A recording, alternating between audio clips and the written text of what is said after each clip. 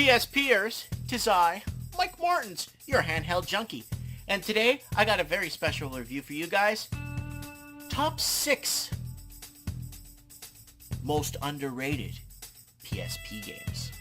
Games that never got to see the light of day. Games that were never really reviewed, honestly. Games that were kicked to the side and neglected. Well, today, we're going to look at the top 6 most underrated PSP games in history. Let's take a look.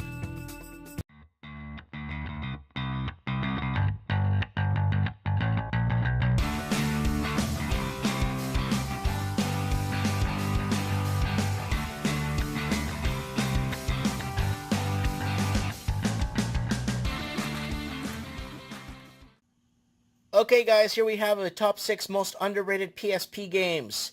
Here we go. Number 6, G.I. Joe, The Rise of Cobra.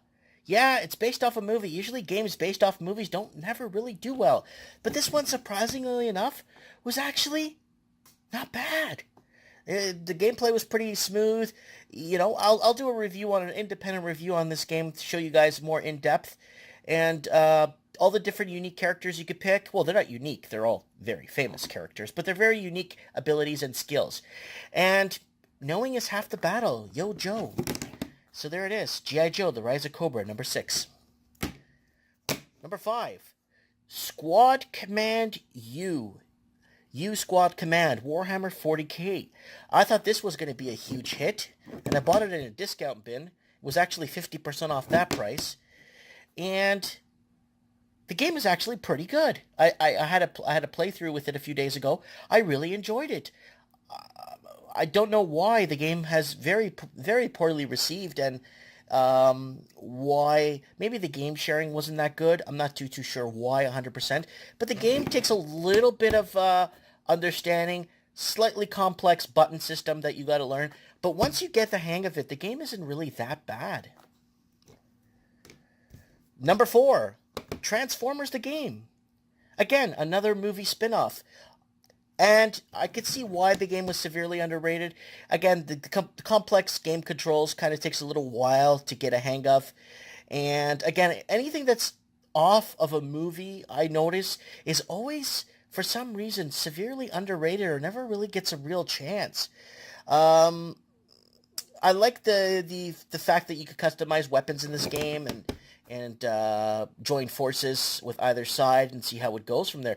But yes, this game is definitely very underrated. Number 3, Scarface. Yeah, again, another movie spin-off that kind of, you know, didn't do too well when it came to sales. Take over Tony Montana's world. I'm Cuban, man. I don't know how he said it. Hey, Cuba, man. And yeah, very good game. Story. It's got a good story with it. You start obviously at the bottom as a street pusher, and moving around town and taking over and gaining respect and building power, kind of like the Godfather PSP game. But this one, for some reason, just really didn't take off like it should have. Number 3, Sid Meier's Pirates. I already did a review for this on my channel. You guys can see the full review.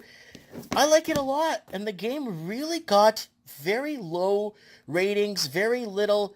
It was received very poorly. The game is phenomenal. You're a young pirate growing up. Something happens to your family when you're young, and you go around and start rescuing your family members on different islands. You sail. It's a free roam sail game. You create alliances between the British, the French, the Dutch, and the Spanish, and there's no Portuguese, but I gotta say Portuguese when I mention those. But no, the game is phenomenal, and it's got very little to no popularity, and very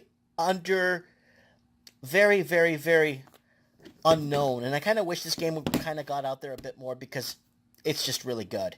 Watch my review on this. Severely underrated. I just wish it was cut more out of there. And the number 1 most underrated game, believe it or not, by Namco, is Dead to Rights Reckoning. I don't know why. I played through it. The game's got received very bad ratings, and the game just didn't really take off as well. A lot of copies didn't sell.